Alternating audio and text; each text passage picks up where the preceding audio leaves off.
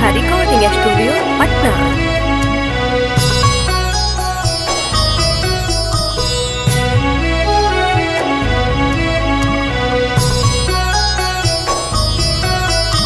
देदा कुछ रुपैया हमारा के भैया हो, राखी किने जइबा बाजार। भैया राखी किने जइबा बाजार।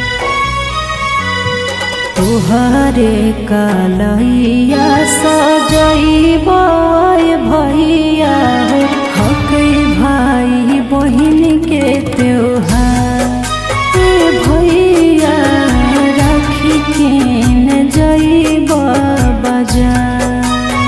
हियो हम भागाई एको ना रुपैया गे, कैसन समैया हमार गे बहिनी, कैसन समैया हमार। बिकतो त बेच देबो तोरा लागे देहियोगे, मिलतो जे कोनो खरीदार गे बहिनी, मिलतो जे कोनो खरीदार।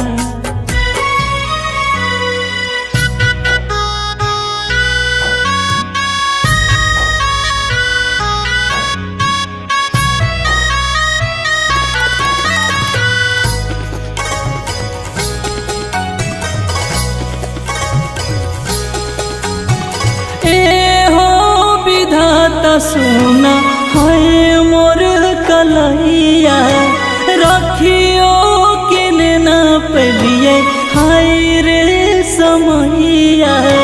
कौने दू समना बनैला कई रुपैया, जे करे लागे आज हमर कानो है भैया। कोनो बहिन होबे नाही इतना बदनसीब, जे मनगे नाही राखी त्योहार। भैया जे मनगे नाही राखी त्योहार।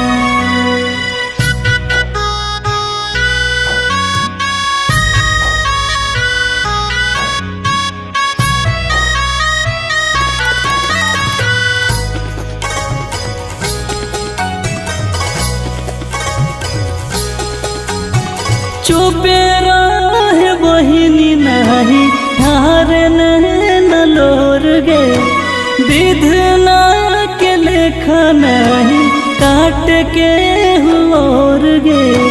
तू मत रह भैया गम में विभोर हो, अब एगो बांध दिया के समा के डोर हो।